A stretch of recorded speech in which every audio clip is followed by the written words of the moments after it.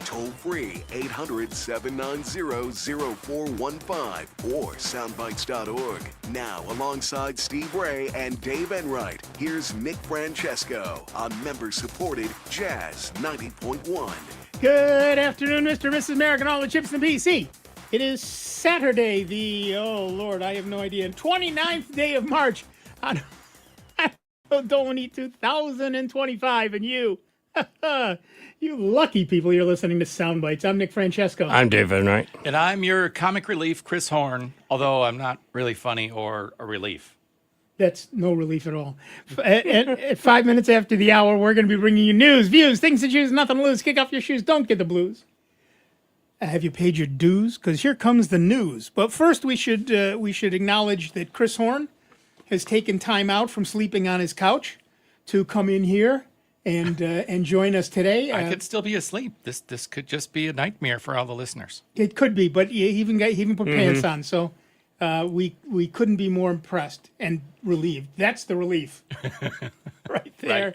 Right. Steve Ray, one step ahead of the law, somewhere in the Southwest, hiding out with the Hole in the Head gang, and he is, I'm sure, intently trying to remember what the frequency is for the station on the dial so he can listen in. If his wife will let him. If his wife will let him. All right, so guess what? There's another zero-day vulnerability that impacts Windows users. Hope you were sitting down. A zero-day vulnerability is one that attackers are actively exploiting right now to compromise Windows devices. This exploit requires no user interaction, with the exception of clicking a single link in a personalized phishing message. Thank you. Tip your waitstaff.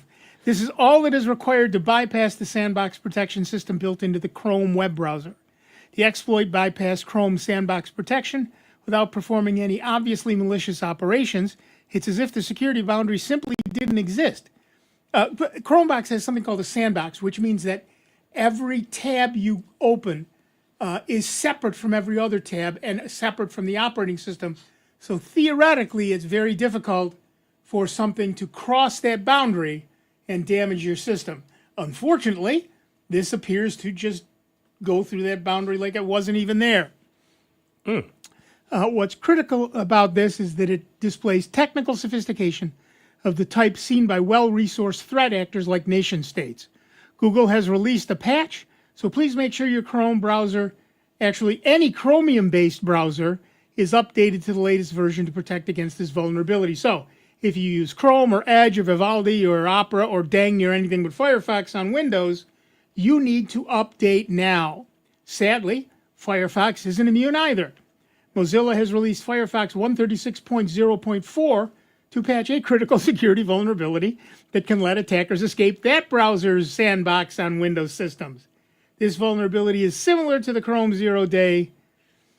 It seems that both of these vulnerabilities affect only Windows systems, so you Linux and Mac people can breathe easy for now, but we recommend you stay up to date anyway.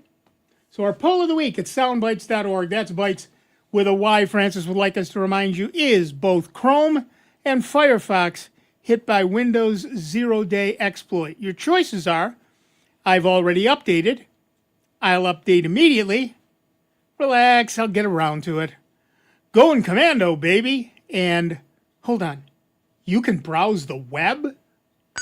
So far, we've got 24 votes, and I've already updated as far in the lead. Thank you very much. I love to see that.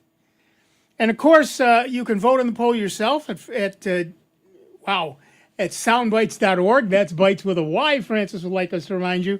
And then you can give us a call at 585-966-JAZZ. That's 966-5299, toll free 800-790-0415. That's why I'm liking DuckDuckGo so much more. As a web browser? Yeah. I don't It's know still based on Chromium. Yeah, that's Yeah, Chrome. but I haven't had any issues. I mean, Yeah. But if there's an update coming, you should update. Oh, I do automatically anyways. You know, I don't fool around with that type of stuff. You know, I mean, they advertise it right up in the upper right-hand corner, you know, especially on Chrome and everything else that, hey, relaunch this. What? It takes a couple of seconds to relaunch your browser. Yeah, right. And then you're updated. I mean, it's not like you got to download something and then wait a few minutes and then go back into it.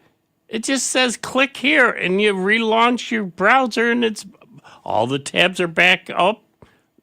You go on with what you're doing. Oh, what? It took maybe 20 seconds? Yep. Give me a break, If that. Easty. Yeah, if you have a current computer, see, it's much faster than If that. you get, you know, you have issues, then you know what? I don't feel for you one bit. My paranoia has led me to habitually, aggressively update all of the stuff on my user computers all the time. Oh, yeah. A server or something I'm developing, that's different. Mm-hmm.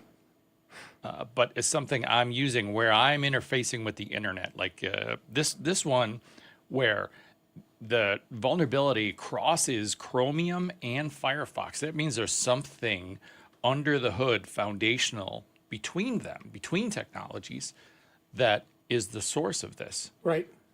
So it's just going to make me upgrade even harder. Yeah. Yep. I run Linux, so every couple of days there's some little update. 99.9999999% of the time it runs in the background. All I have to do is click OK. Yeah.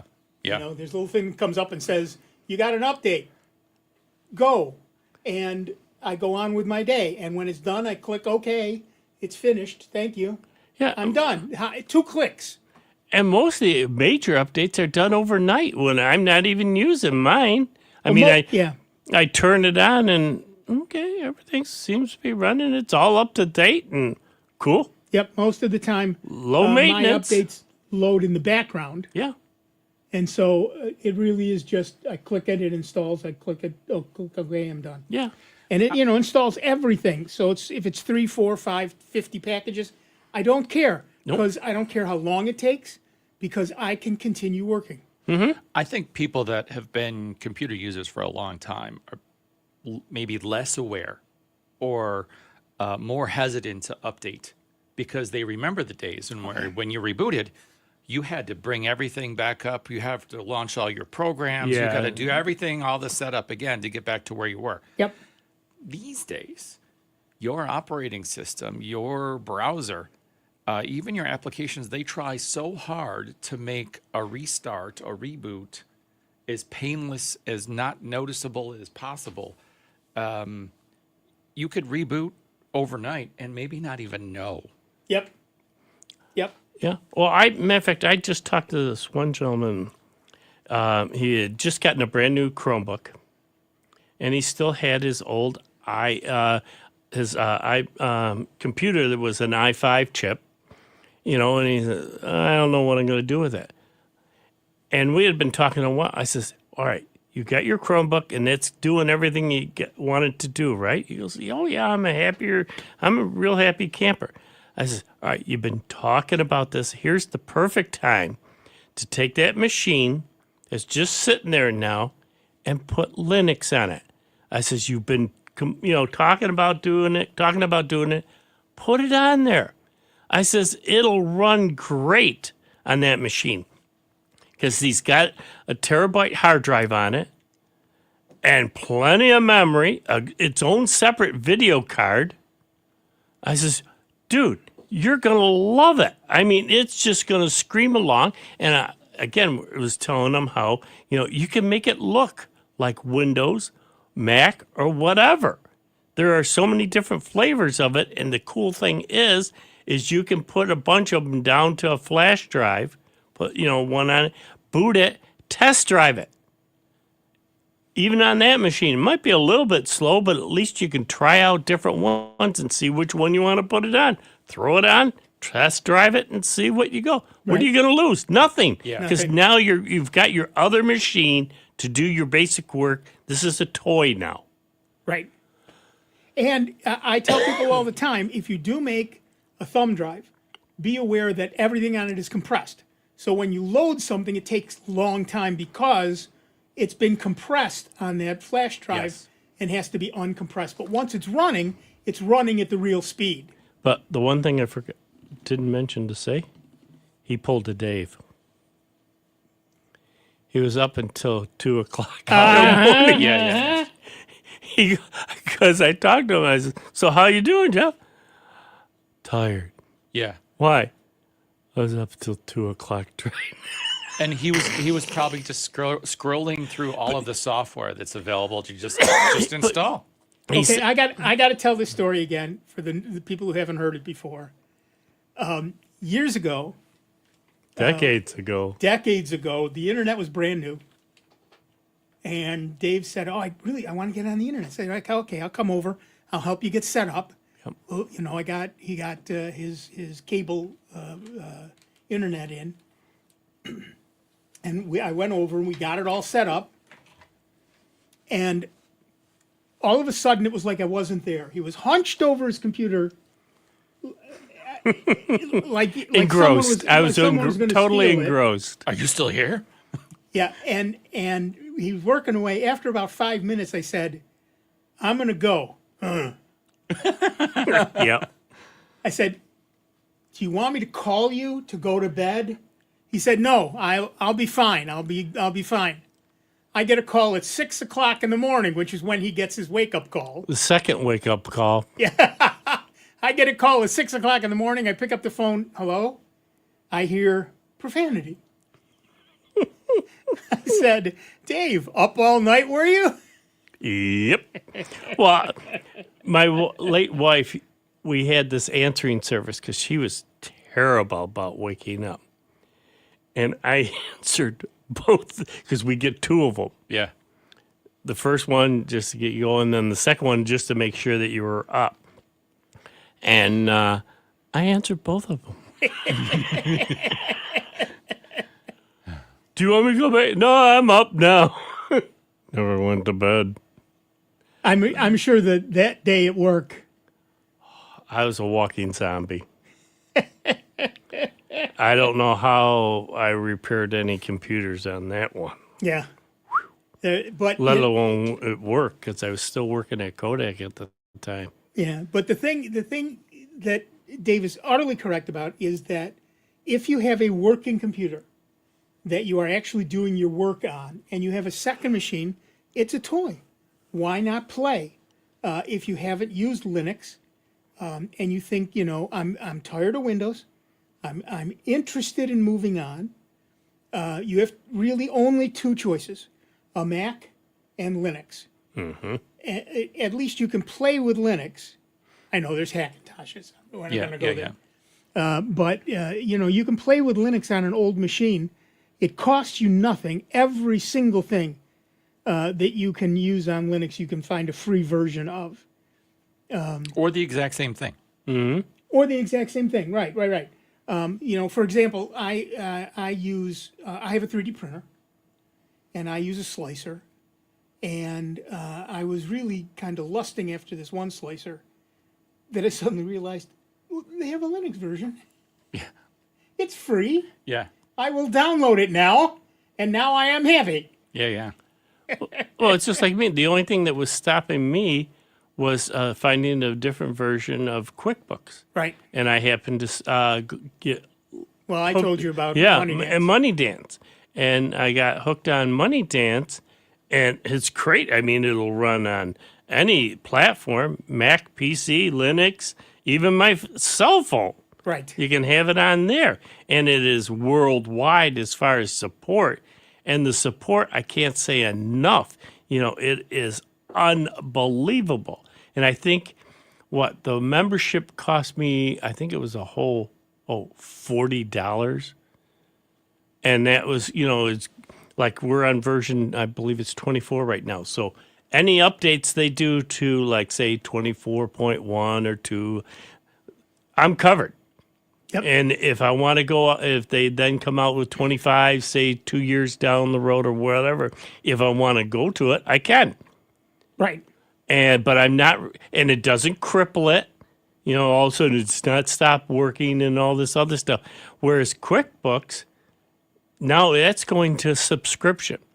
And you got to pay every year. Otherwise, they shut it down. Well, they literally shut it down. Windows is going to do the same thing. Yeah. And that's what Microsoft 365 is all about. They've been saying that to their investors for years.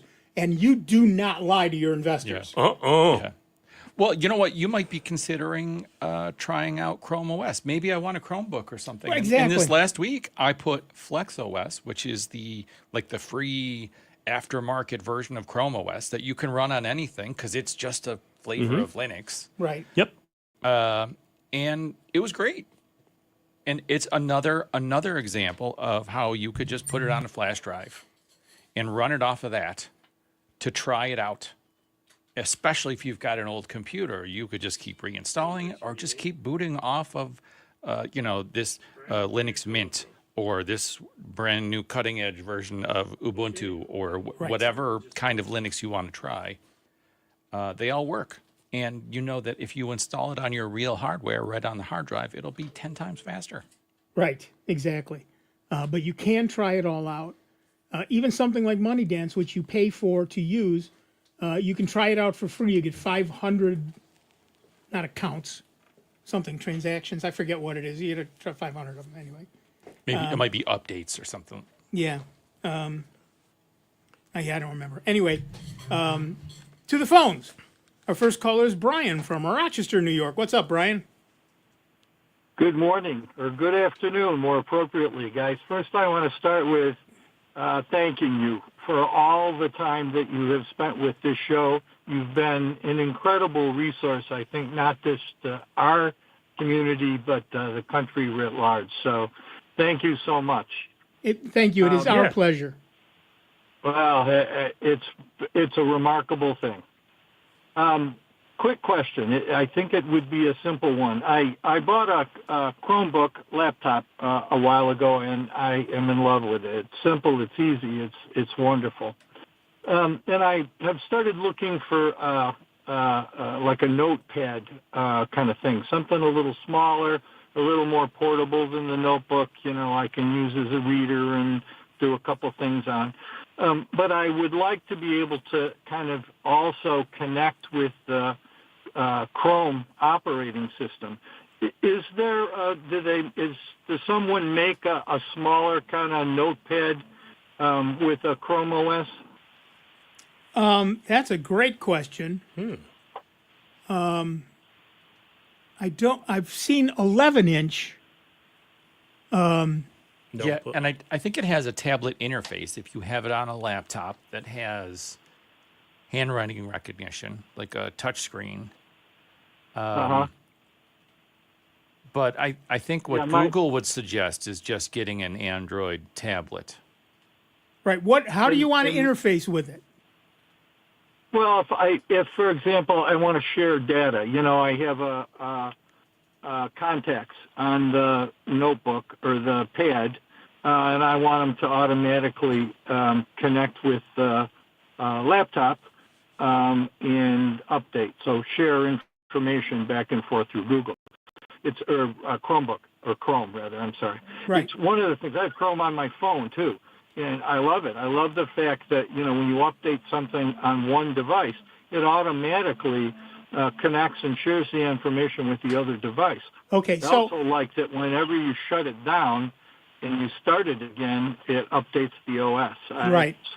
So if you're looking to share contacts across your operating systems, if you use Google's Contacts app, okay, you can use that on a Chromebook.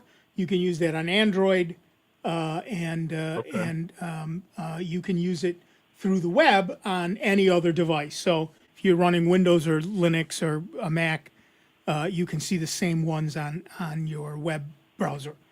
And that's true of a lot of other things. If you're looking for a small computer, the smallest one I've seen is the Lenovo Chromebook Duet, which is a 10-inch tablet. Okay. That's the smallest one I've seen. It's got a touch screen. It runs Chrome OS. And I don't think you'd want to get much smaller than that. It's pretty small. Yeah, that gets a little rough on the eyes, especially if you're over 50. Yeah. Well, I'm pretty far past 50 at this point. Yeah. So, 50's not even in the rear view anymore. Yeah. Yeah. So Lenovo tablet, you said, right? Lenovo Chromebook Duet Okay. is the name of it. And it's probably Duet because Okay. it's like a tablet mode, but also laptop mode kind of combo. Okay. Oh, great. And they have there's an 11.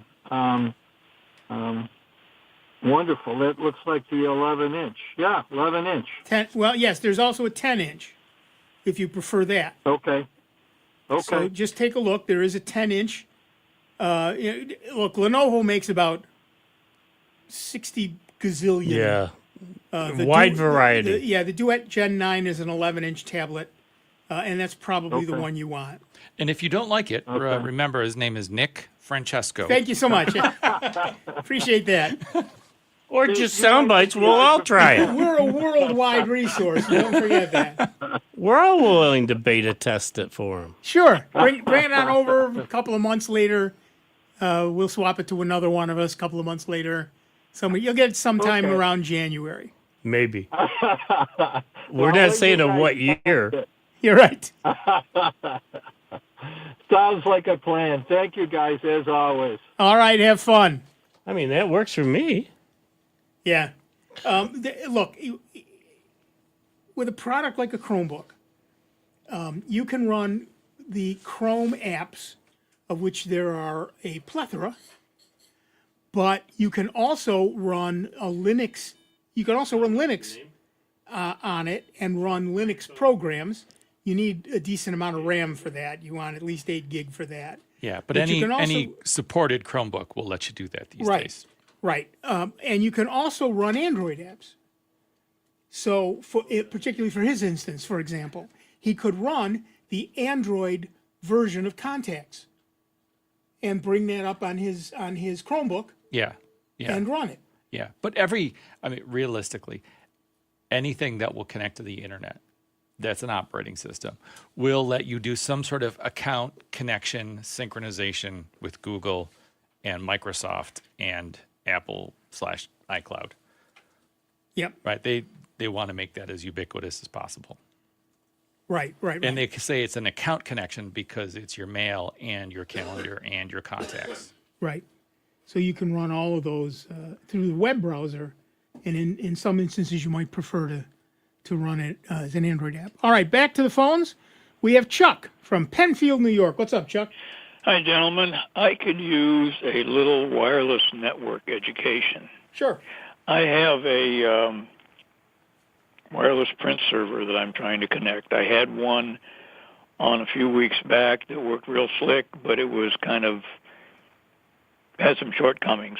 So I picked up another one, and it will be on the wireless network for anywhere from 15 minutes to an hour, and then it'll just get dropped. And I'm trying to find out what mechanism allows the wireless server, the router, Right. to keep everybody. Yeah, I'm here. No. Don't lose me. I just went to sleep. We're with you. Okay. Do you know? I've looked at system logs. This is an ASUS router. I've called ASUS, and when I talked to their tech support, it pretty much sounds like they're try this, and call us back. Try this, and I think they're just guessing at it, and nobody knows for sure what the mechanism is that keeps a wireless device on and connected. Yep. Until you need it. Yep. Well, Well, okay. luckily we have a plan. Okay.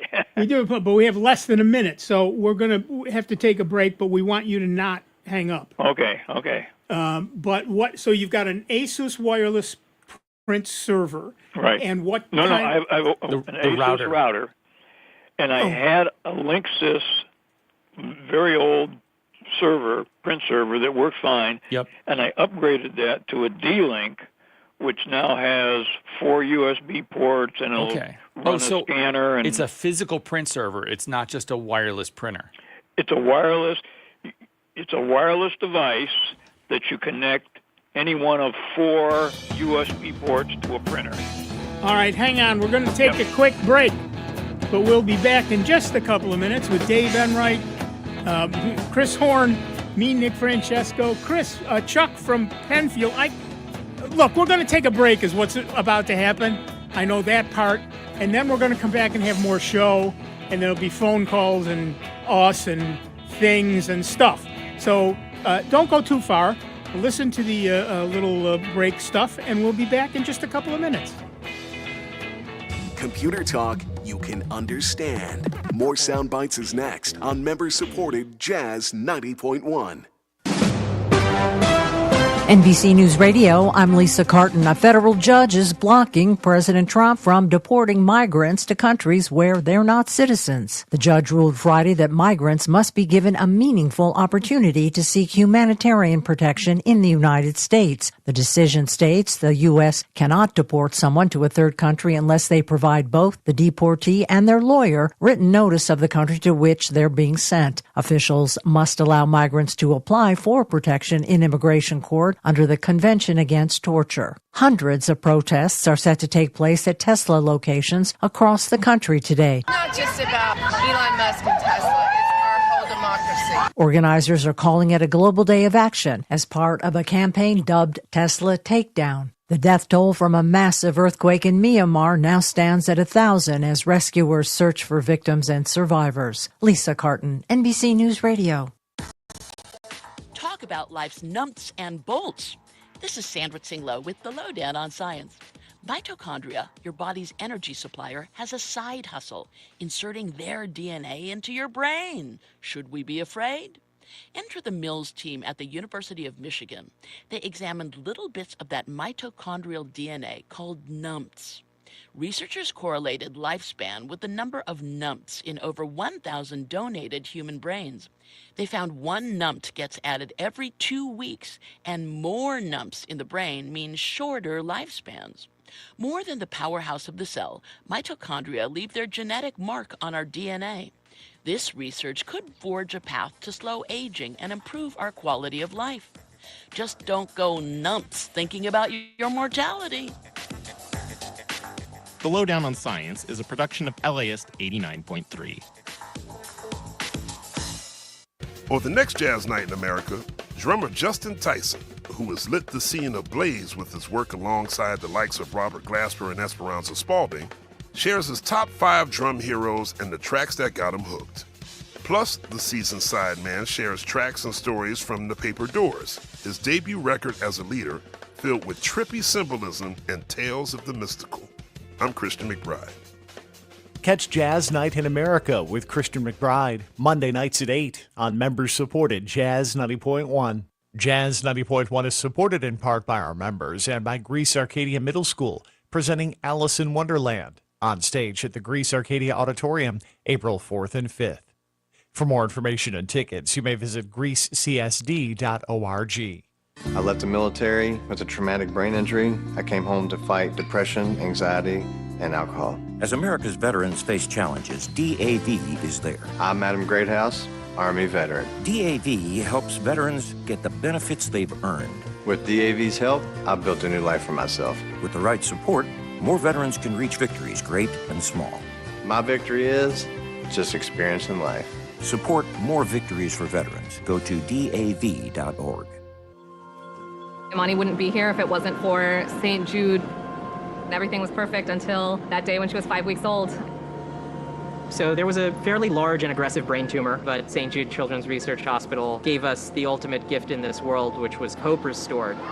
And she's tumor-free now. We came as 2 desperate parents, and they saved our daughter's life. St. Jude Children's Research Hospital, finding cures, saving children. Learn more at stjude.org. Jazz 90.1 weather. An inclement Saturday for Rochester, Western New York, and the Finger Lakes, with showers, especially into the afternoon. The high temperature ranging anywhere from the upper 40s, closer to the Lake Ontario shoreline, to the upper 50s inland. We'll find some showers continuing into tonight.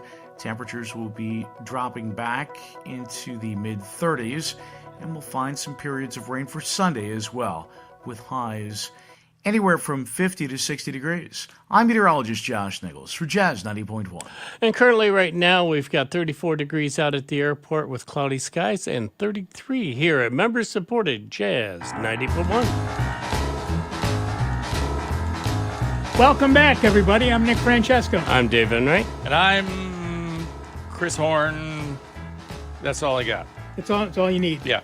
And at 34 minutes after the hour, we are Soundbites, and we still have Chuck from Penfield on the line. You still there, Chuck? Yep, I'm still here. Oh, that's too bad. We don't Chuck, have I'm sorry. What version of the D-Link print server do you have? What I have is an ASUS RT AC68U B1 router, and the D-Link is a DPR 1260, and they both have the latest firmware.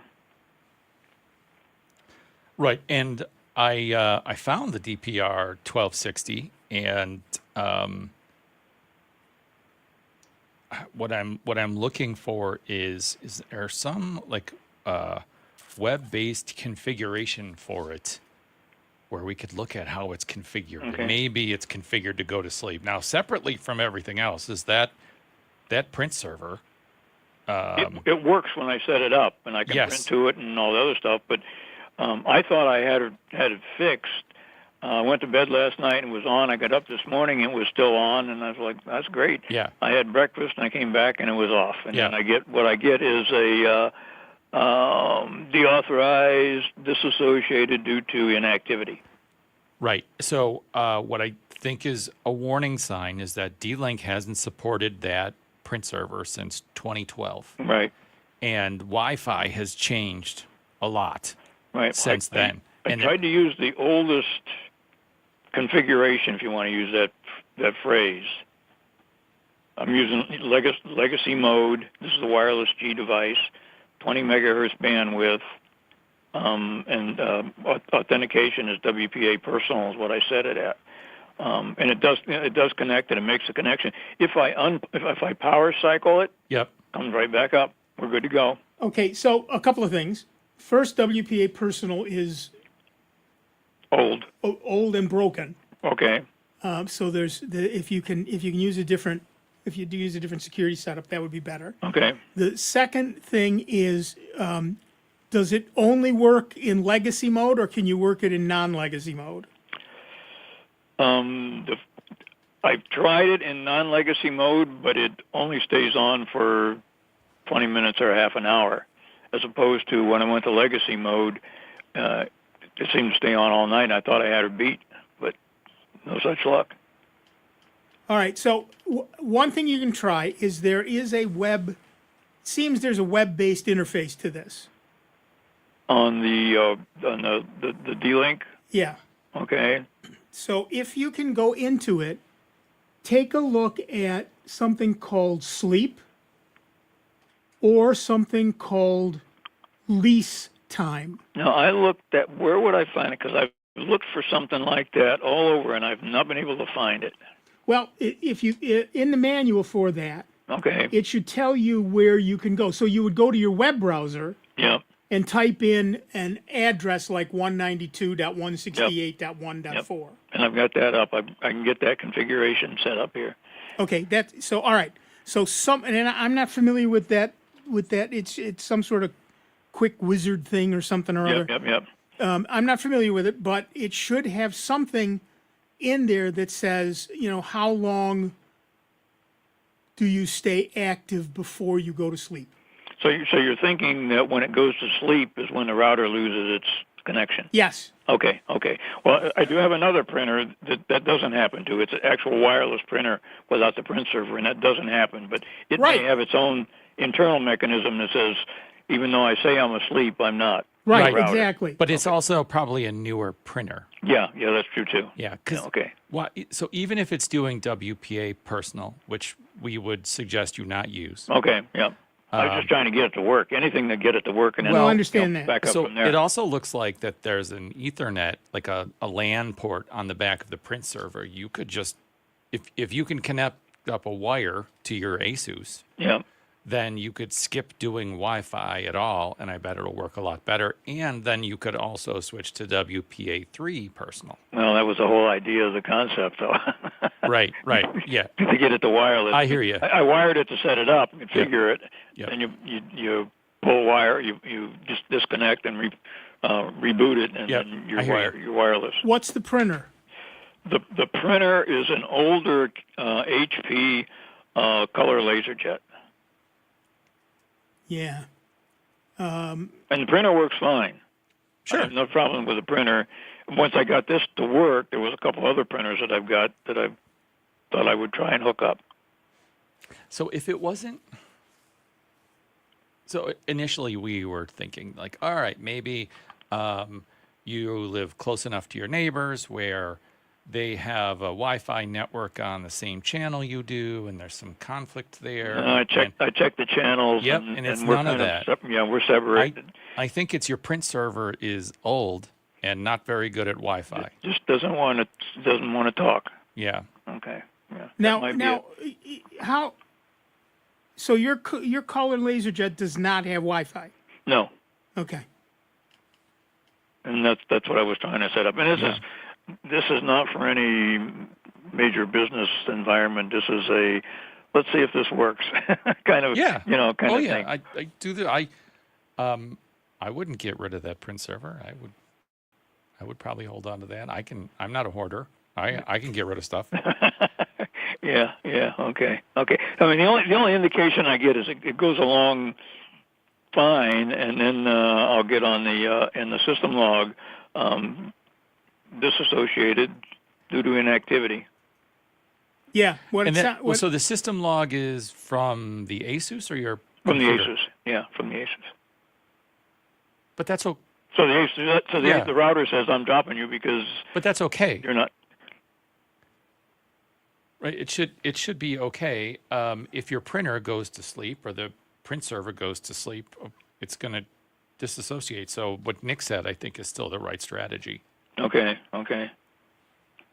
What can you do to make it not go to sleep when it's not being used? Just stay on the Wi-Fi. Well, that's from the D-Link end of the world. I'm not seeing anything. I looked for something like that in their configuration files, and I haven't seen that. There's a wireless setting, and there's a networking setting, and some stuff like that. There's nothing that says, for example, keep alive. I haven't seen it. I've been looking and there's not a whole. It's not like the ASUS has got 100 different configuration mechanisms. The D-Link's only got 15 or 20, and there doesn't seem to be anything like that. I've got under wireless. I've got while I'm talking to you, it just disconnected. I don't know what happened. It just dropped out. So if you go in the ASUS and you look for the current DHCP leases, does one of them say that it's the D-Link? Yes, and there's one thing that I tried, but it didn't seem to work under wireless. You can.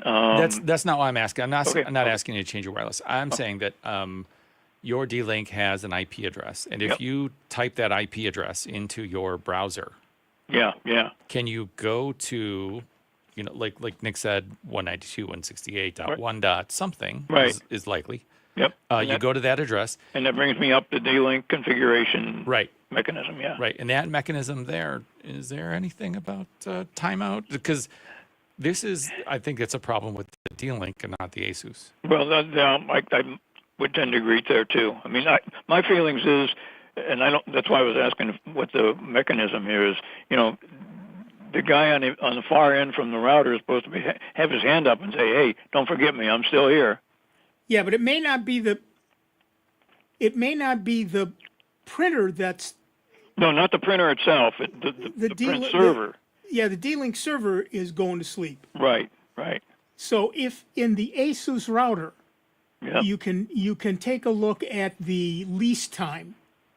Oh, okay. For it for each. So what happens is when you come up on a network, you say, "Give me an IP address." Yep. And the server says, "Here's one." Yep. And it's valid for 24 hours. Okay. And then halfway through that, 12 hours, you say, "Hey, I'm still here. how about renewing my lease? And it says, okay, now I'm going to renew it for 12 hours. Okay. And then at 6 hours, you ask again, and et cetera, et cetera. Okay. So what it sounds like is the D-Link router, the D-Link print server is not asking for a renewal of the lease. But it could also be something really weird, like the printer, it goes to sleep. And the Not D-Link requesting says, anything. Right. Like my printer says, all right, I'm going to go into sleep mode. And the D-Link says, well, we're going into sleep mode. Let's shut down. So, You know, I honestly, could see that. If But it were me, it seems like a I setting. would write a little program that pinged the print server every 15 minutes. Okay. That's a good test. If you, on your computer, if you leave the status window open for the printer, like the print queue, something like that, if you leave that open, does it keep working? Oh, okay. Because that would be a thing where your computer is continually asking the D-Link, is anybody printing? Is anybody printing? Okay, in order to refresh that. Yeah. Yeah, okay. And It you would can be a throw good that test. on a window, and minimize it. Just leave it. Yeah, but have it open so that Yeah. in the background it keeps pinging in a sense. Essentially, yes. Yeah, okay. I like that as a test, but I also like looking through the D-Link Yeah, settings. the D-Link should have a thing that comes back and says every so often, hey, I'm here. Right. Yep. Yeah, okay. It should also have something that talks to the printer every once in a while. Right. Yeah. And even though the printer may have gone to sleep, if I've got 4 printers on this device, I mean that's the maximum on it. You would be able to, 2 of them, 3 of them would go to sleep, but 1 would still be there. Right. And the print server, the D-Link, should still be connected to the router and say, yeah, we're still alive. Don't forget us. Exactly. Yeah. Okay. But try the print queue idea. Okay. Yeah. All right. I just downloaded the manual for your print server, and there's nothing in here about timeouts or people I didn't see anything either. I went back and that kind of was one of the earlier things that crossed my mind, and I kept going through. Now I don't know if maybe we're at firmware level 124, 1.24. I don't know if maybe that mechanism was available in earlier firmware versions. I mean, I could try that kind of game of backing that up, but it looks like this hardware was made for Windows XP. Yeah. I mean, it goes back a little way. Yeah, I think it's a nice configuration setup with 4. You can put 4 printers on it and put it on your network that way. Well, there are 1,000 current wireless printers that also can let you put 4 printers on their. You mean print servers? Print server. Yeah. That lets you put 4 printers on the network, and 8. I mean, so and it may come down to the fact that, look, this is a 20-year-old device, and we're just going to not going to cut the mustard in today's world. We're just going to let it live on a farm upstate. Yeah. Okay. Unless it's fossilized mustard, in which case it would be fine. Yeah. Okay. All right. Thanks, guys. All right. Good luck, Chuck. I'll give that a try. All right. Bye. Bye. Those are the fun kind of. I do that things to to myself. play with. All Challenges. the time. Yeah. Yeah. Can I get this antique piece of hardware working? Except if what you need is for that hardware to actually work. Right. If you need it to work, it's not a game. If it's an experiment, fine. If I want to rely on it, I'm gonna. And whether it's for your home use or particularly for your business use, the answer is sometimes you have to. Somebody wants to come in. You have to at some point say, we got to buy something newer. We got to buy something that's supported in the 21st century. There's no question that. But that's possible. A little Raspberry Pi as a print server is 10 out of 10, pretty great. Yep. That's just a little Linux box. Yep, and that'll work. I've seen people put print servers on that, and you can. I've done those that. come with 4 USB ports as well. It does indeed. So you're good there. And you can get a Raspberry Pi for $20 because you don't need a new one. You just need one that works. You need one that works, and it's going to cost you Well, then you got to buy a power supply. So you're more looking like. But the old Raspberry Pis run off of any USB. Yeah, pretty much. I mean, the new ones are a little fancier.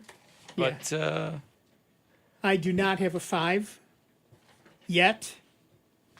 I have a 400. The 400's nice. I really like the Raspberry Pi 400. That's all in one. It's like it's in the keyboard. It's like a VIC-20 or a Commodore 64. Exactly. Let's see. I've got 1, 2, 3. The source of the exit. 4 exit fours. Sorcerer. 4 yeah, fours. so do I. But only one of them is a 400. Yeah. Well, no, I've got 4 4s and then a 400, and then on my All-Star node that is a Raspberry Pi 3B. There you go. Because the 3Bs were a really reliable unit compared to the others. I'm not going to tell you guys how many I have because there's a chance my wife will find out, and it's just going to go badly for me. Because it gets into, what about the Raspberry Pi Picos or ESP32s? And that's the problem. It's not just a Raspberry Pi. It's like 6 Raspberry Pis. Each one has its own feature set that you want. Yeah. And they're going to come out with a 500. That could be my wife calling in right now, and she's going to go through the house looking for. Yeah. I'm looking. I'm waiting for the 500. Yeah. That's coming out. Yeah. And I'm going to get one. That's not even a question. What am I going to do with it? I don't know. I don't know. I ran Kubernetes on the Raspberry Pi 4s that I had, but there comes and it was a point great. where I don't have anything to do with this device. I have something new for you to do. Okay. And that's Home Assistant. Oh yes, I've been looking. Right, Home I've been Assistant. looking at that for the 400. I don't, might be out of the scope for our normal radio station show, but that is a really fun thing to do at home in terms of integrating all of your Internet of Things and printers and cloud stuff into one place.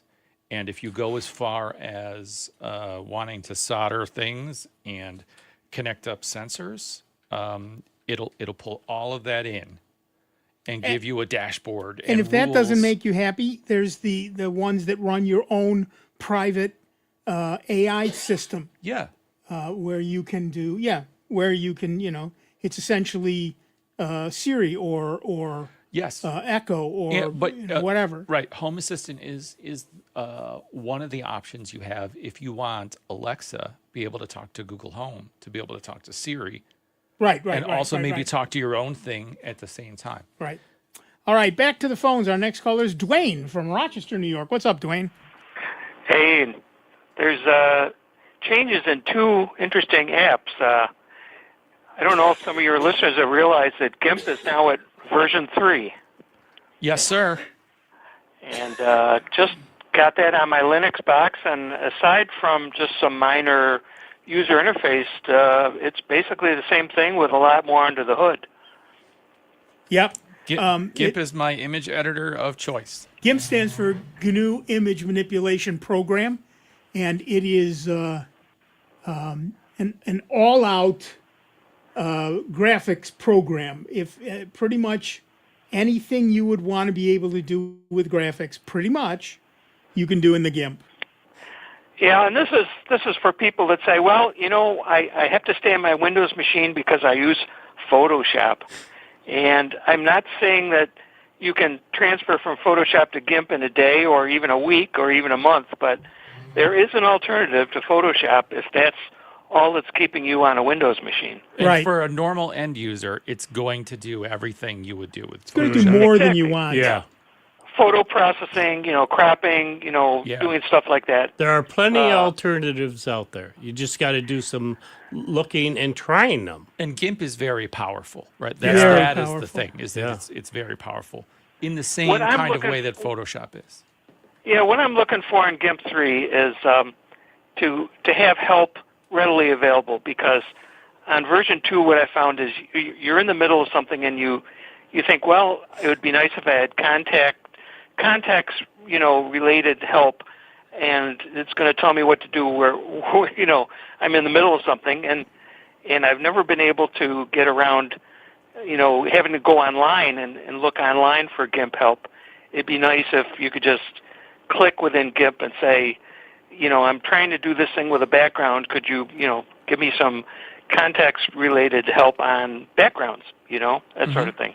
Well, what you do is you point your mouse to the object you need help with. You don't click on it. You just point to it, and then press F1.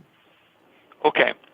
I'm going to try that because, there's a lot of times when I've been in the middle of a project and you have to get on the web and, do a web search for something, and which brings you to a YouTube video, which you got to watch for 5 or 8 minutes, depending on how many ads are in it. And then you find someone that tells you how to do it in GIMP, Yeah.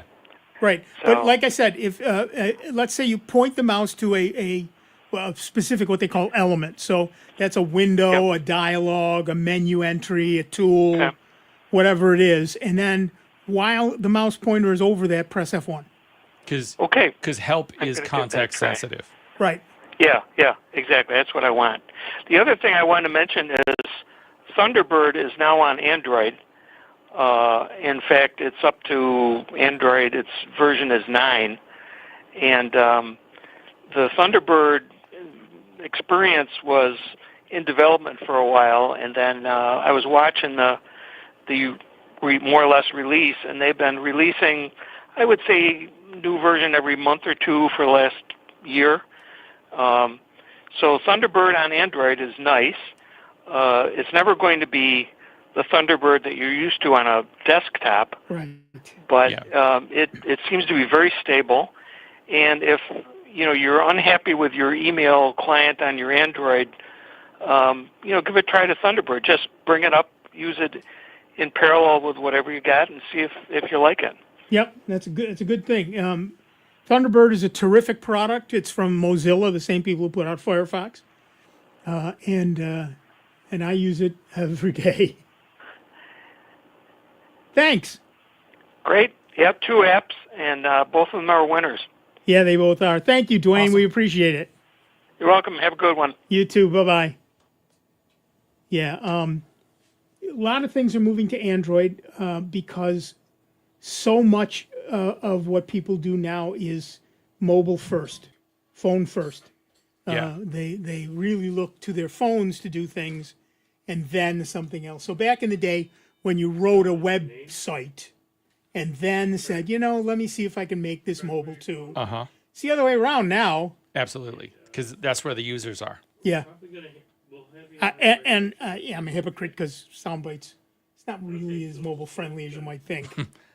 Well, there's still time.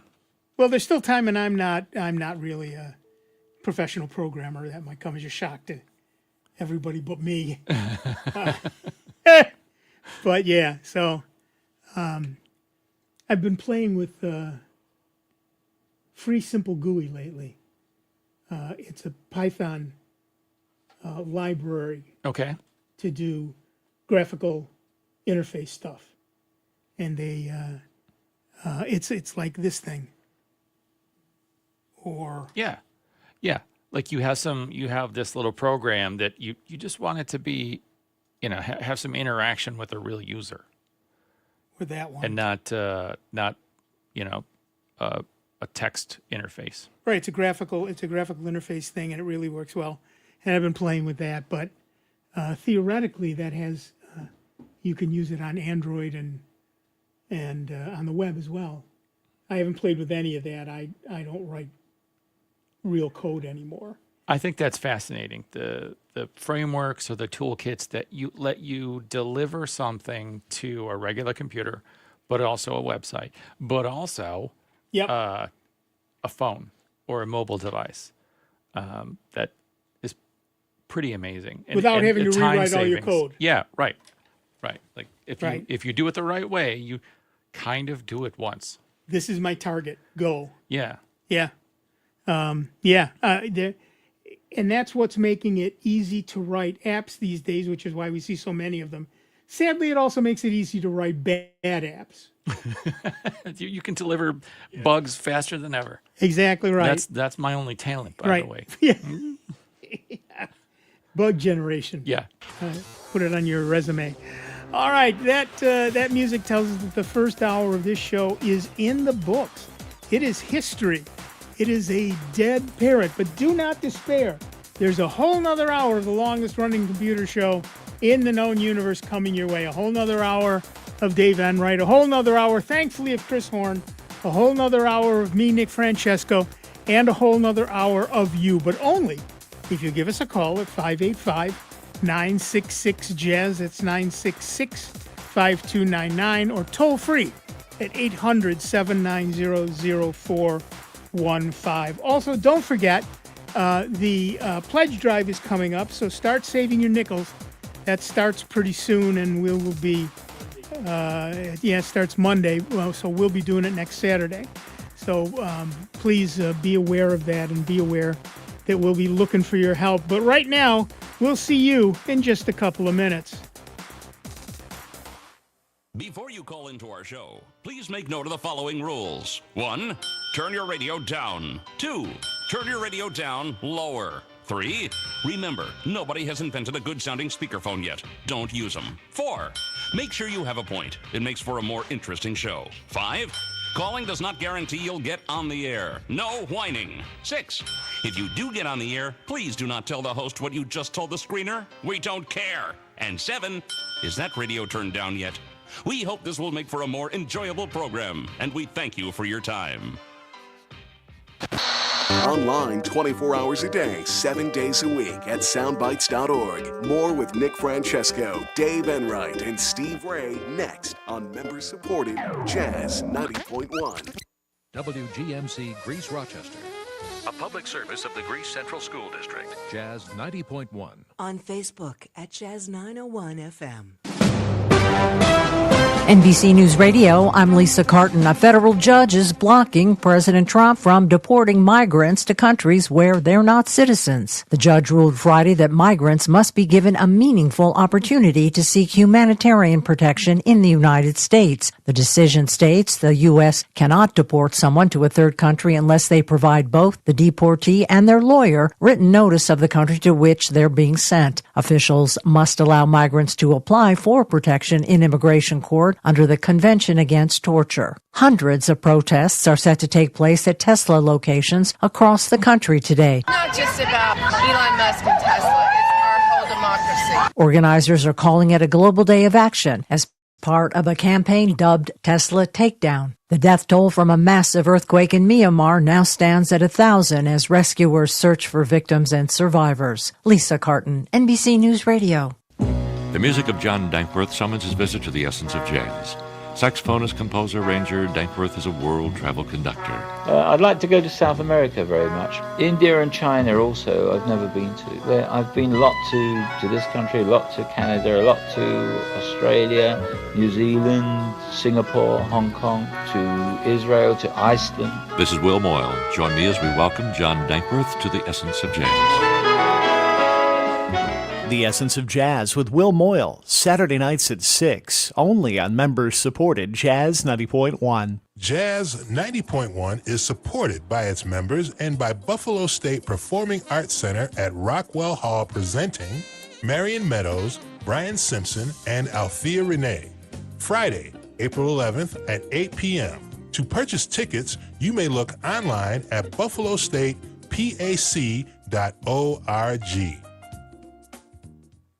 March is Colorectal Cancer Awareness Month. Colon cancer is a leading cause of cancer-related death. Yet most colon cancers are treatable when detected early. Most men and women should start screening at age 45. Earlier if you have a family history of colon cancer or a personal history of bowel disease. Talk to your doctor about when you should start colon cancer screening. For more information, visit radiologyinfo.org. Are you thinking of adding a pet to your family? Greece Residents Assisting Stray Pets, or GRASP, is committed to reducing the number of homeless pets by placing dogs and cats into compatible, loving, permanent homes. For more information on how you can give a homeless pet a second chance through adoption, visit graspinc.org. GRASP, striving for the day when every dog and cat will live in a loving, safe, and healthy home. For many servicemen and women, the battle doesn't end when they come home. And I know, because I too struggle with the invisible wounds of service. Pups for Patriots and Sam literally changed my life. If you're a veteran or know a veteran struggling with post-traumatic stress or a traumatic brain injury, go to AmericanHumane.org to learn more about the Pups for Patriots Service Dog Program. Let's give our veterans a fighting chance. A message from American Humane. Welcome back to America's longest-running computer show, Soundbites, on member-supported Jazz 90.1. Get online now. Call 966-JAZZ. That's 966-5299. Toll-free 800-790-0415. Or submit your question by email at soundbites.org. Once again, here's Nick Francesco, Dave Enright, and Steve Ray on member-supported Jazz 90.1. Welcome back, everybody. I'm Nick Francesco. I'm Dave Enright. And I am the legally approved Chris Horn. Well, legally Chris Horn, not necessarily approved. Well, don't get ahead of yourself. Fair. And at 5 minutes after the hour, we're hurtling headlong into the second hour of the longest-running computer show in the known universe. That's Soundbites right here on member-supported Jazz 90.1. And we have Fred from Rochester, New York on the line. What's up, Fred? Oh, a whole bunch of things. It seems the more I listen to your program, the more things that come up. The gentleman that called earlier, we'll start with that. The GNU is image manipulating program. Is that what? Yeah, GIMP. Right. GIMP. Yeah. And it's in your repository, so you can just do sudo apt install GIMP. Okay. Got the crazy little picture of a guy, mouse with his brush in his hand? No. I have in the repository came up a GNU image manipulation program. That's it, the GNU image manipulation program, the GIMP. Okay. So I'm installing that. Try it out. In looking for that, there used to be an icon on the left-hand side that said App Center. That disappeared, and an icon on my apps down at the bottom it says Show Apps. On there it said Ubuntu Software. Yeah. I don't know if that's an update. Yeah, they replaced that. Oh, okay. So Yeah. I didn't do something wrong. I just No, that's an Ubuntu thing. I think it's just whatever their latest major update is. They rename stuff. I just went through and updated all the Chrome. Actually, earlier this week, updated all the Chrome on all of my devices. Good. Yeah. That was a bit of a ordeal for some devices. What I have is a BOSE Resolve SoundLink Bluetooth speaker, and on my Linux machine, I'm not getting the volume that I would get out of, say, my phone. I listen to Pandora. Okay. And I'm not getting the volume that I could get out of the other device. Any suggestions where to turn? So it doesn't go as loud if you connect to it from Linux? Yeah, on my Linux machine, I have a HP 850, HP 800. Yeah, and which Linux are you running again? Ubuntu 2404. That's interesting. Yeah. Okay. So, and you've got your sound set up to maximum. Yeah. Everywhere I have a plus sign to do that. Okay. Depending on the version of Linux you run, you could open up a terminal and type in ALSA Mixer, ALSAMIXER. Oh, let me. That sounds right for Ubuntu. Ubuntu using ALSA as the default. AL what? ALSA. SA. Mixer. All one word. All one word.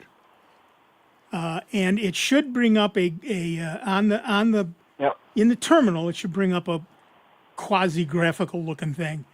and you should be able to set volumes there. It says 100, 100, master. Is there a slide? Is it a slider or is it just arrow? It's all. I believe it's. Oh, you know how long it's been since I ran an Nelson mixer? Yeah. I think it's arrows left and right to pick the various equalizer, and then arrows up and down to set how far it goes. So, for example, you might find the master's at 100, but the PCM is only at 60.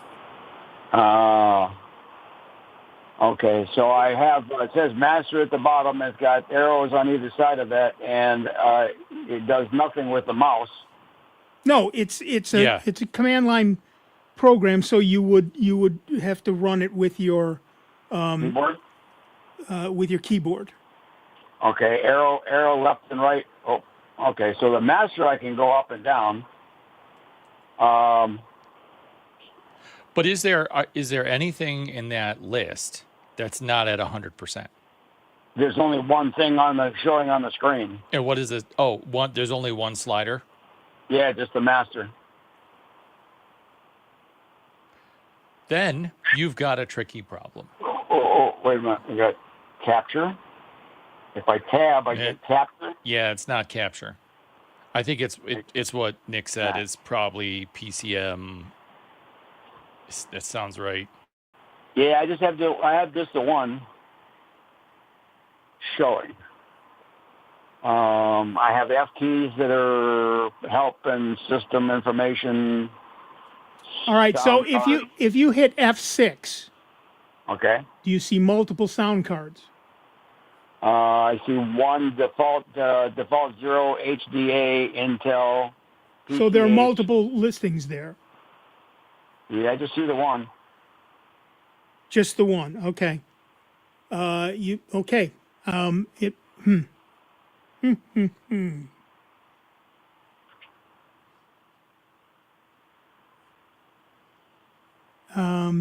This is tricky.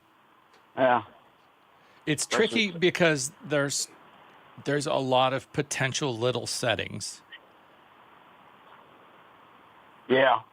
And you don't have, that's really weird because usually at least you have two, but okay, you've only got one sound card. It says default. And then the next one down is HDA Intel PCH. And then next down it says enter device name, but. Okay, so you've got two sound cards. So you can pick one by using the up and down arrows. And you may get a different set of stuff on the other one. Okay, let's try that. One of them should be your Bluetooth device. Yep.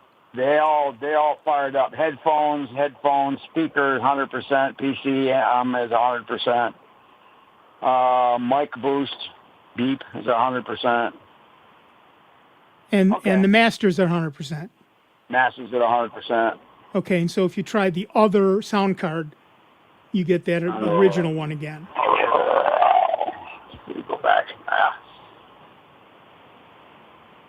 I went back too far. Oh.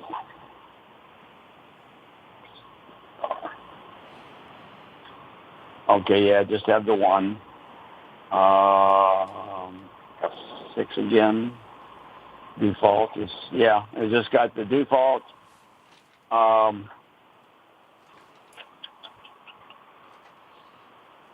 You've got the default and the HDA one. Intel. Yeah, so the other one is the one that seems to have everything, but it sounds like they're all up. So it sounds like your sound card is at its max when it's doing that. Yeah, and it could be that Windows or other devices have some sort of volume boost above and beyond that they do. And I know there's a way to do that with Linux, but talking you through how to do that, I can't do from memory. Yeah, I hear you. I'm wondering, is it possibly a plug-in speaker that would do all that? Well, try one last thing. We got to move on, but we got to try one last thing. Up in you have a speaker icon, correct? Yes. Okay, if you click on it, you should see at the bottom of the pop-up window, audio mixer. Right. I see built-in audio speaker. Stop. Okay. Just, we're going to do this generically because we got to move on. Yeah, no mixer. Okay, so you click on that icon and you see audio mixer. The audio mixer brings up something that's probably called volume control. And you see a number of tabs: playback, recording, output devices, input devices, and configuration. You should see on playback, and you may have to scroll down, there may be a lot of stuff there, a number of different devices, and you should be able to set the volume not only to 100%, but well above 100% on each of those devices. So find your Bluetooth device and set it higher. Yeah. And we got to move on, Fred. I'm sorry. I do have one other question, but I'm sorry, Fred. We got to move on. I'm sorry.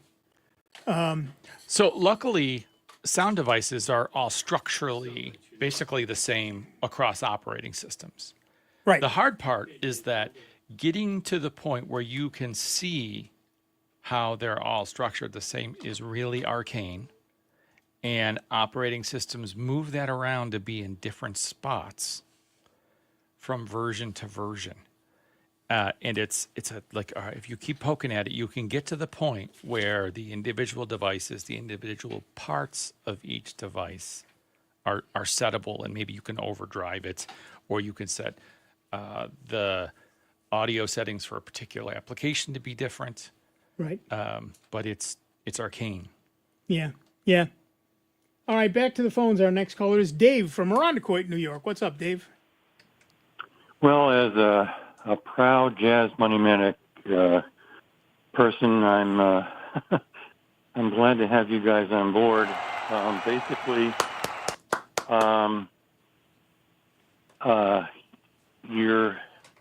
thank you first of all, thank you for the information on the updating of the Chromebooks. I'm doing that now. Good. Secondly, you mentioned at a prior caller, I believe, a Linux type of Chrome operating system. Yeah. ChromeOS Flex. Yeah. And it's from Google. And it's essentially Chrome OS for not a Chromebook. So if you've got an old laptop that you want to run like a Chromebook, you put Chrome OS Flex on it. And you can even run that on some Chromebooks that are like end of life. End of life. Well, that was my next question. Last year I mentioned that I had a Google Edge, I believe it's called, and I guess sometime this year it's going to be end of life situation. Yep. Which I've been meaning to rant and rave to Google about, but life gets in the way. At any rate, would this be a good substitute to put on that, or for that matter, I've got a Chromebook that Google has a list of supported hardware. And even if your device is not in that list, you could still try and install it. And their installer works the same way on a Chromebook that making any of the recovery images would take, which is you use the Chromebook recovery extension. It's part of Chrome OS. Right. And then you plug in a thumb drive and it says, okay, I'm gonna update this. And instead of picking the make and model of your Chromebook, you pick Google, and then I want to say Chrome Flex OS is the selection. I did this last week. So, and then you try and install it. And if it works, it works. I put it on an old iMac and it worked great. Yeah, I've got my daughter's old laptop, very old laptop, and I was wondering if that would work as opposed to putting a Linux. There's no system on reason it. not to try it if you're comfortable with Chrome OS.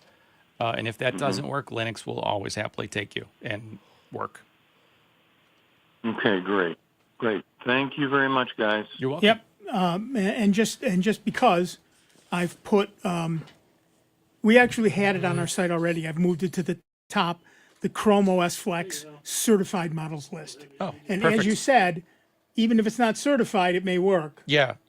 But certified is just somebody got around at Google. Somebody got around and said, "Yeah, this one works." Yep. So, yeah, it does. Yeah, like if you have a computer that's otherwise not good for anything, I would try it. I would try it all. Yeah, until I absolutely. found something I liked. All right, our next caller is our friend Al from Rochester, New York. What's up, Al? Well, good morning, guys. How are you doing? And good afternoon to you. That's true. I should look out the window once in a while. Yeah. Hey, it's just trivia time. First off, I want to thank you guys. You listened to me whine and complain about the fragility of USB-C ports and how I'd had some bad luck with a couple devices. But I actually was able to resurrect one of them when I cleaned out all the crud and dust out of the port of my Google Pixel 6 Pro. Digging it out with a paperclip and whatever, and all of a sudden, voila, I can now plug a cable in and charge and extract data or load data. Yep. One of the things that people don't realize is that the USB port, particularly on their phone, picks up every bit of lint and crumbs and crud and everything else that's in your pocket when you shove it in there. And that cleaning it out once in a while carefully, very, very, very carefully, may give you a better connection, a faster charge, et cetera, et cetera. And that's why I don't carry sandwiches in my pockets anymore. Well, that's what I've also recommended to people, on your vacuum cleaner. If you've got a hose, that you do suction, say, of, furniture and all that, you can the one with the little narrow end. Yeah, you can take it to the end of that and suck it on out. Because that's usually got a pretty good pressure, suction power that it can suck any dirt and all that out there. The proper amount of suction. Yeah. So you don't have to. And you can use that on the speakers on the phone as well. Yep. Well, in this case, there was so much in there, I think it was preventing the plug from being pushed in.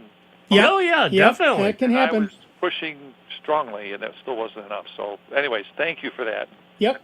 I've got my phone back, and maybe I'll wait till Pixel 10 before I upgrade. Don't say that, because then it'll die sooner on you. And like me, the only reason I've had to get rid of any of my Pixel phones is because the battery wouldn't hold a charge. It never really, malfunctioned or anything else. It just wouldn't hold a charge. Although, Al, I'm a little disappointed. This was the perfect opportunity to say to your wife, honey, I have to buy a new phone because I can't charge this. Or, honey, you have a newer Pixel than I do. Oh, yeah, there you go. Well, that's a good thought. But, I'm holding out, and I'm using it to, I've set the charge level to 80% max. Good. So I'm going to baby it along. We'll see it. Hey, but other things for you, two things. One is I've also whined and complained about Windows 11 and having to spend 8 days trying to get loaded on a 3-year-old laptop. Yeah. One of the things that can really slow you down is if you've used Steve Gibson's In Control app that locks your version down to whatever level you're currently at. It really does interfere with Windows 11. Yeah. Oh, yeah. Like I understand the idea behind that, but Microsoft doesn't want you to do that. The operating system has these expectations that it can do its own thing, and when you interfere with that, the whole computer could run badly. Well, I have to disagree with you a little bit, because I would say I was very happy locking myself to Windows 10 as long as I wanted to, and then I'm making the choice of saying, okay, Windows 11 second cut, okay, well, then now we'll lock onto that for a while. No, but what Gibson does is give you the opportunity to move on your schedule. Exactly. And that's a good thing, except, of course, your schedule better be October 14th. Yeah.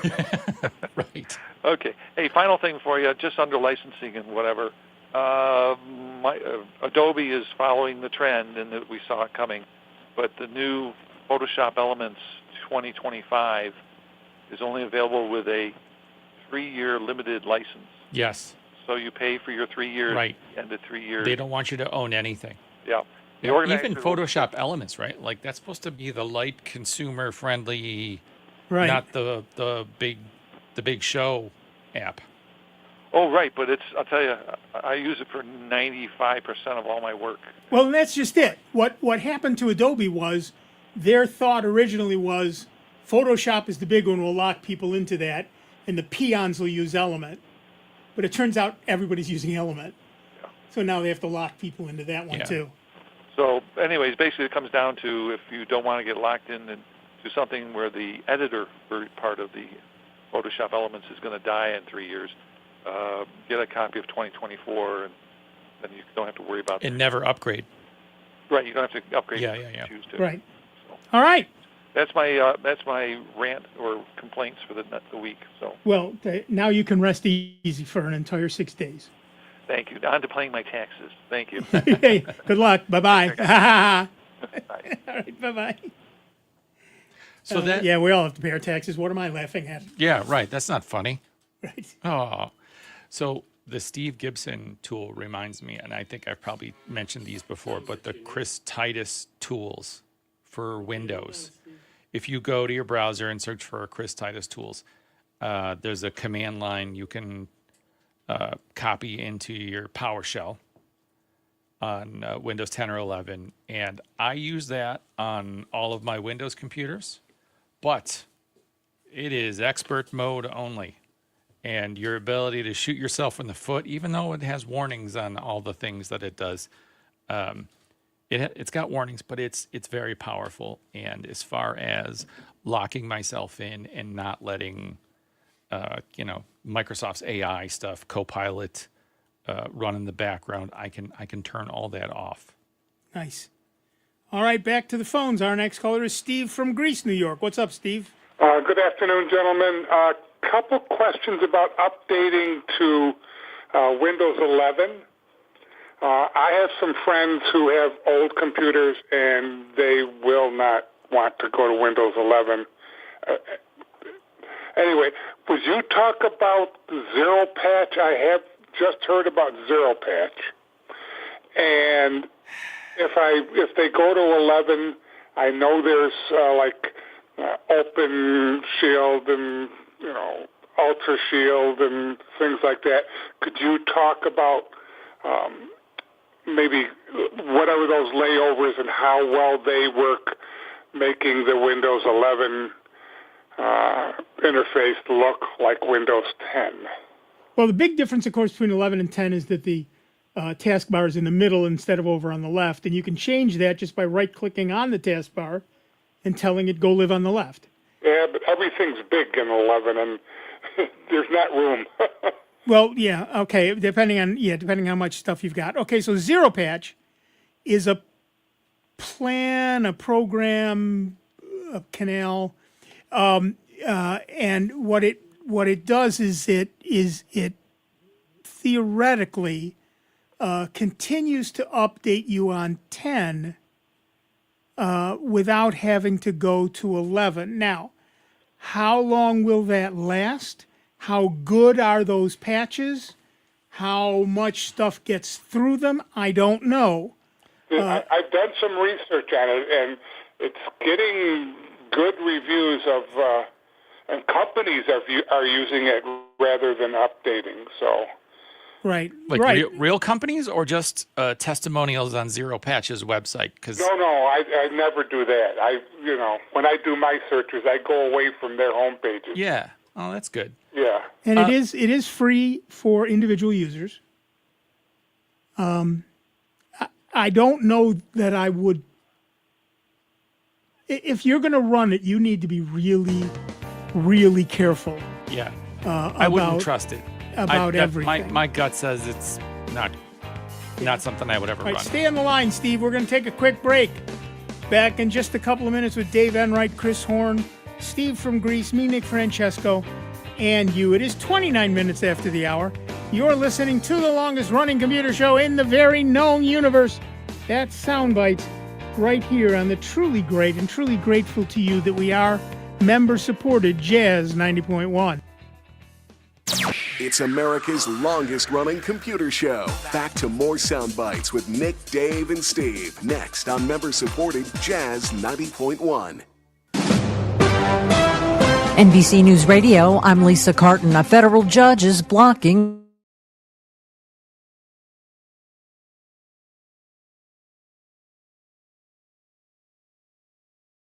seek humanitarian protection in the United States. The decision states the U.S. cannot deport someone to a third country unless they provide both the deportee and their lawyer written notice of the country to which they're being sent. Officials must allow migrants to apply for protection in immigration court under the Convention Against Torture. Hundreds of protests are set to take place at Tesla locations across the country today. Not just about Elon Musk and Tesla. It's our whole democracy. Organizers are calling it a global day of action as part of a campaign dubbed Tesla Takedown. The death toll from a massive earthquake in Myanmar now stands at 1,000 as rescuers search for victims and survivors. Lisa Carton, NBC News Radio. Jazz 90.1 is supported in part by Summit Responsible Solutions, a manufacturer of organic, all-natural mosquito control products under the Mosquito Dunks brand name. Mosquito dunks can be used in ponds, bird baths, rain barrels, or wherever water collects. Non-toxic to people, pets, fish, birds, and other wildlife, mosquito dunks are available at local and national garden centers everywhere.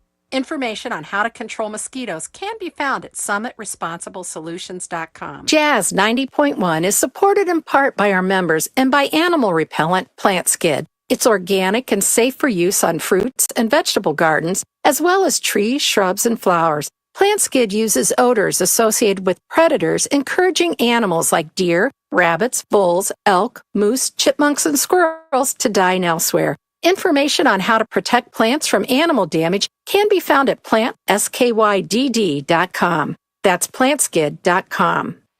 When we walk, when we reach, when we play, we're moving through life.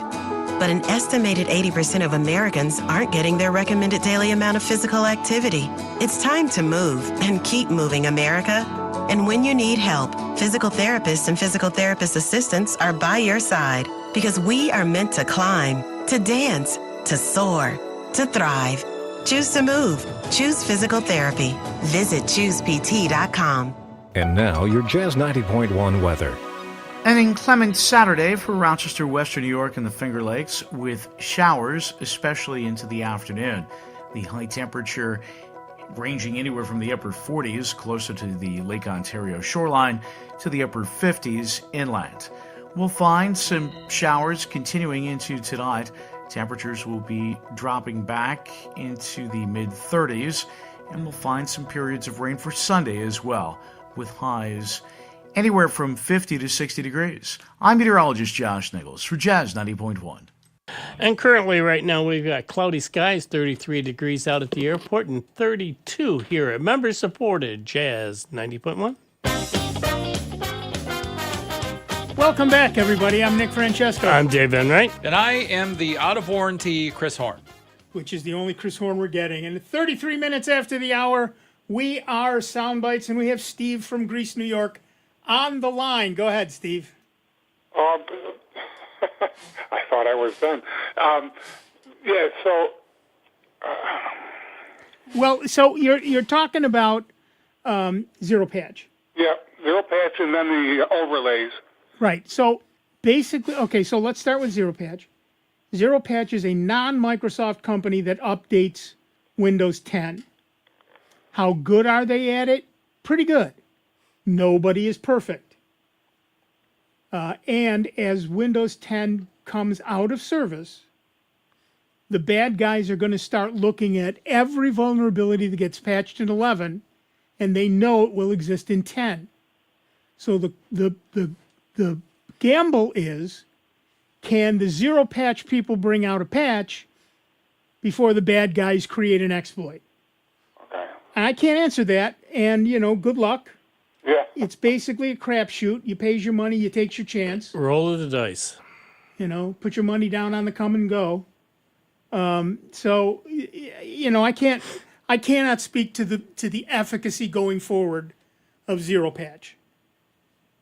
Sounds fair. My concern with the company is that businesses will already be able to pay Microsoft for extended support of Windows 10. Yeah. So if this company, Zero Patch or anybody, their intent is to make money off of businesses but not consumers. I thought it was consumers could use it. I'm thinking it would be cheaper than paying Microsoft's ever-increasing fee to keep Windows 10 safe. Windows 10 is not going to be safe after October. That's like the reality for a consumer is that you're going to be at risk no matter who you pay to try and keep your computer safe and secure. And I think this week's Chrome/Firefox 0-day vulnerability is a really good example where it's in Windows. It's something baked into Windows that Firefox and Chrome both use, and they're stuck having to do the security update because it's a Windows dependency. Okay. And I wouldn't trust that after October of ever being reliably fixed, even if I'm paying somebody to, make best effort. Okay. All right. Well, I got some friends who are not going to like to hear that, but if it's the truth, it's the truth. Yeah, we're not going to lie to them. It is what it is. Yeah. Well, yeah. There's people who just do not wish to change. No, and I get that. I absolutely get that. The problem is, at some point they gotta. It's like a car. When your car dies, you buy a new car. Right. When there are 50 recalls on your car and it's not safe anymore, you buy a new car. Yeah. I'm sorry. I wish it were easier. I was just wondering if this might be an alternative to. Microsoft has said that they will send security patches if you pay. Right. Yeah, but for businesses, that's for businesses. Alternative. Right, and this is a cheaper alternative. It is free for individual users, but nobody is going to promise you that their patches are any better than or even as good as Microsoft's. And they do not.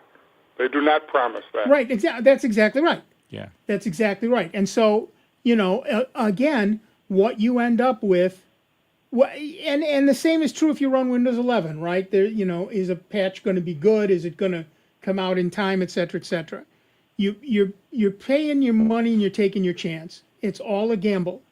It's less of a gamble if you're running Windows 11, but it's still a gamble. Yeah. But it's less of a gamble. It would be nice if Windows 11 had some kind of easy mode. Please just make it look like Windows 10, even if under the hood things are different. Well, you can do that, but it takes, you got to go here, you got to go there, you got to go here, you got to go there. It never looks entirely like Windows As a user, 10. I have to already know I can do that. Right. And then also be able to do that. It would be for all the people that don't want to deal with any of that find the whole user interface change annoying. Right. And if you Google, if you search for to make Dave happy because he uses DuckDuckGo, if you search for how to make 11 look like 10. Yeah, that's what those overlays are for. Right. But you shouldn't need extra software. Like throwing money at software to do a thing that the operating system can just do. Right. And you only have to do it once, so it's not like, it takes so long. It takes 15 minutes, and you're done forever. Yeah. And you saved however much money that was. My concern is that all those little softwares are preying on people that don't want to change or don't know how to make the user interface changes. And if you pick the wrong one, who knows what's under the hood? It's such a sketchy gray market area, I would err on the side of not ever using them at all. Yep. So you can change your icon sizes and you can download other icons and you can move the thing to the left. You can change the wallpaper. You can change the icon sizes. You can get rid of the chat thing and the news thing. And, half a dozen steps, and you now look like Windows 10. And it costs you $0 and maybe 15 minutes of your time. You got to be able to do those things, though. Right. A lot of the people I talk to, I work on their computers or help them with, they're not going to be able to do this. I'm going to have to do it for them. Yeah, we're not saying it's easy, right? This is a pain in the butt. Right, and there is a program called Start 11, which changes the start menu for you, but it costs money. And if you're willing to pay that money, good for you. But I'm not going to promise that it will continue to work forever. I'm sure that Microsoft will change something, and then they'll charge you to upgrade, and then, it's already $10. I would feel better about following along to somebody's YouTube video on how to do it for yourself. Certainly try those first. And I understand you're doing the work for them because, they want concierge service. They want chauffeur-driven computers, and you're willing to do that for them, and I get that. Well, they can't drive. They need a driver. Yeah. No, I understand that. I do understand that. But there comes a point where they have to decide, do we pay money, and it may be that we are paying forever, or do we do it for free, but it takes a little longer, or they pay you to do it for them. Quite frankly, they should be willing to pay you for your time and expertise. Yeah, I would never take money. But I understand what you're saying. Right. So, but what they're asking is for you to spend a lot of time, and that's your choice. Maybe they could pay you in cookies. Now, there you're talking. Pastries, yes. Exactly right. But that's the idea. You're going to have to make some sort of decision as to which way you're going to go, and it's either pay or it takes you time. Yeah. Well, thank you very much for your time, gentlemen. I do always appreciate your sage advice and the other advice, too. All right, that's it. You're done. Thanks, Steve. That's how we spot a real listener. Bye. So I have quite a few times now, I have put Windows 11 on hardware that does not support Windows 11, right? Because you can go and use Rufus or something like that to force it. And I'll tell you, it runs badly.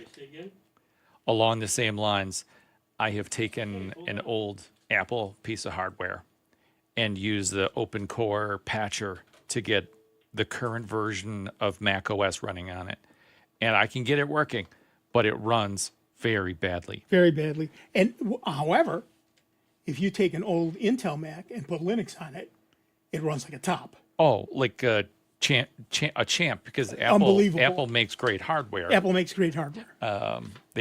Yes, that's really where we're going. Except for me, I got to be honest with you. About a half a dozen laptops that I've done that for people, either before I could get it to them or soon after they got it, the thermal paste gave way. That's an age thing. Yeah, like I can't. I'm not going to try and talk anybody through redoing the thermal paste on their laptop over the radio. Or in person, frankly. That ends with, and then I ruined my laptop. You start with Spludger, and you end up with I ruined my laptop. All right, we got to get back to the phones. Our next caller is Robin, all the way from Berkeley, California. Hello, Robin. What's up? Well, a lot of things. I could ask questions about Windows 10, because that's what I use, and I'm facing, of course, the changes coming soon. Right. October 14th. Yeah, and I had heard that Microsoft was going to offer two normal people I think it was $30 for a year extension. Is that not happening? Yes, that is happening. So it's $30 the first year, $60 the second year, and I think $120 the third year. Holy cow! I think that's how that works. Well, they want to make it painful. They want you to switch. Yeah, they don't really want to support it. Right, and then what I've seen happen before with these changes is that the browsers one by one stop supporting the old version of Windows, or they have an extended release version that doesn't really work as well. Yeah. And eventually, you're down in sludge land, and you just have to make the change. Exactly. The problem is that every company has to make the decision: how many things do we support? Because there's a cost. Right. Then there's there's a cost to that, and so at some point go ahead. I've been using Windows since Windows 3.1.1, so you're used to change. These changes. Yeah. Yeah. The reason I actually called though is not about me and my Windows, but a friend of mine. Just upgraded to a brand new iMac because he had one that was at least 10 years old and had become sludgy in performance. Mm-hmm. And my question is, I had heard somewhere that Mac is soon going to do some sort of major cosmetic upgrade or other upgrade that's going to make the familiar desktop, I guess, on Mac all completely different. Is that true? And is this guy in front of mine? He's not super, technically minded. He just wants something that works. Okay, so it's going to be an issue for him. This is one of the many rumors. Every time Apple has, Apple's going to do their new WWDC, whatever it's called. They're having an announcement, and what happens every single time is they tease their new logo, and then people start making assumptions, assuming what that logo means. Right. And this time, one of the things that they're assuming is that it's changing the entire operating system. Everything's going to be different. It's all going to be, depending on who you listen to, 3D, 4D, augmented reality only. Scratch and sniff laptop. It's all of it. Every single bit of it is bullpucky. We know nothing at this point. And the more outrageous, the reality is that even a blind squirrel, et cetera. So one of those rumors has got to be close to the truth. But we don't know which one, and it's probably not the one with 3D scratch and sniff. So that's the one I wanted. Yeah. There you go. So the thing we have to do is wait for the Apple actual announcement and not get our undies in a twist. But good news. Well, the thing that is likely,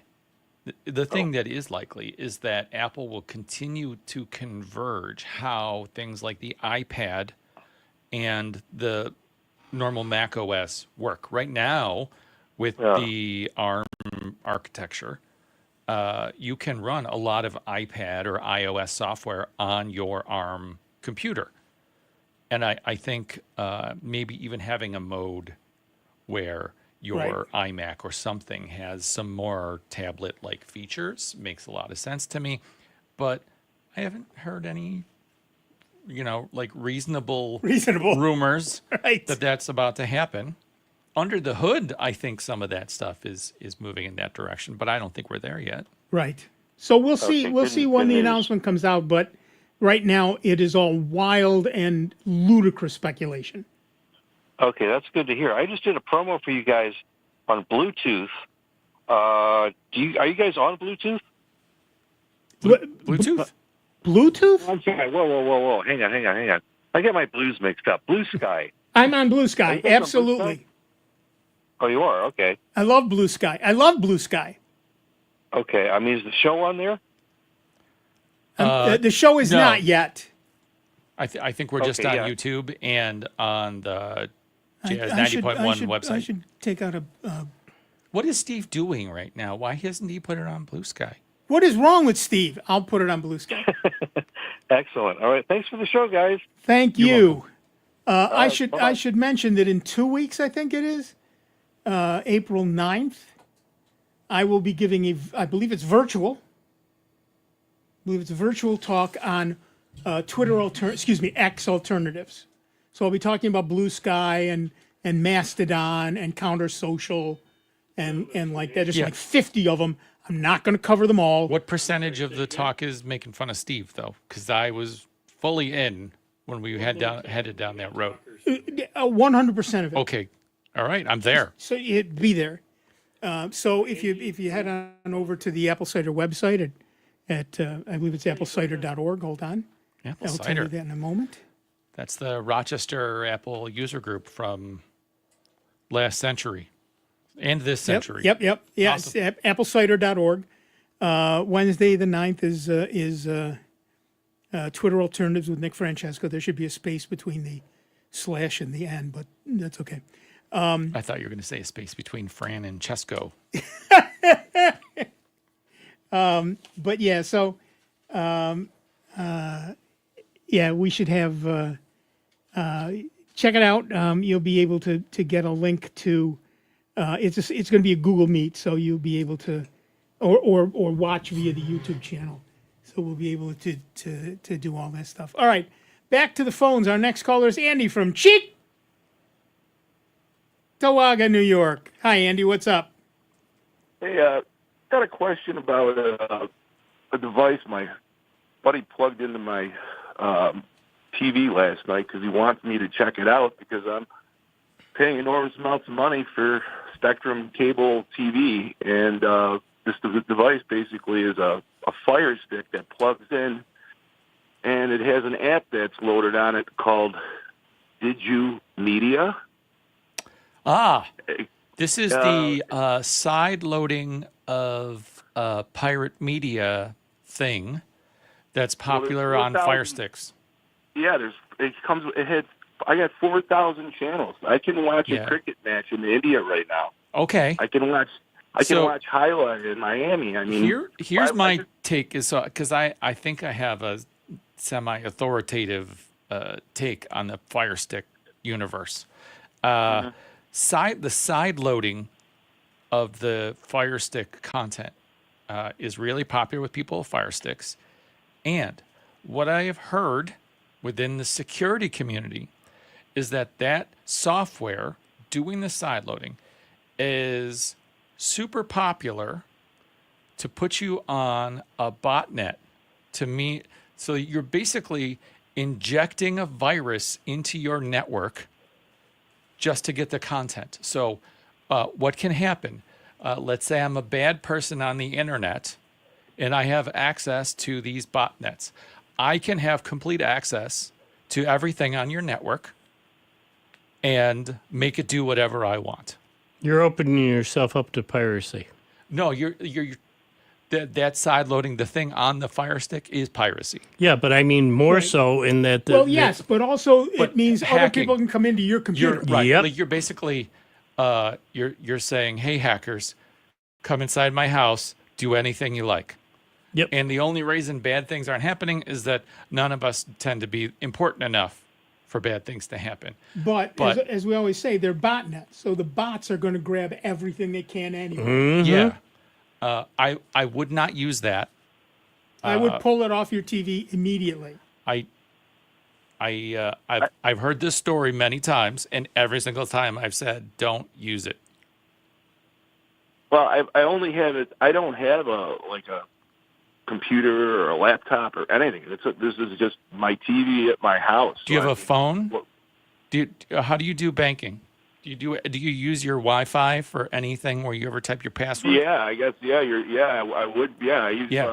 I've got my KeyBank app. If I had access to your Fire Stick, I would also have access to your KeyBank right now. Really? Yeah. Really? It's part of the network. Please don't use that. Please tell your friend not to use it. If he insists on using it, stop being his friend. Think of it this way.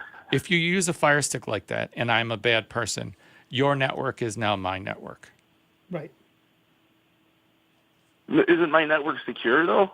No, not anymore. What you've done is you've added a program in it that says, come on in, anybody. Yeah, it's like hacked into it. So what you've done is taken away all of the security on your network.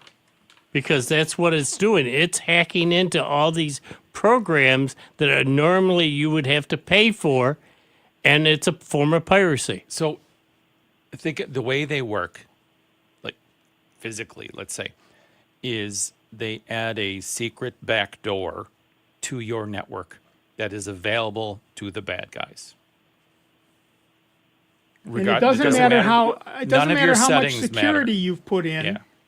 You've opened a back door.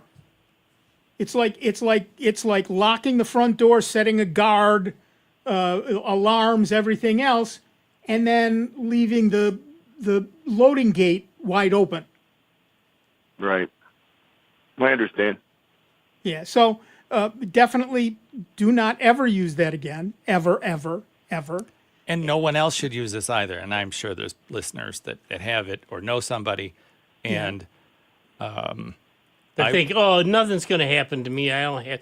They go back to the same old thing. Oh, nothing will happen to me. I don't have anything important to take. If you've got $50 in your banking account, they now have your $50. You have an identity.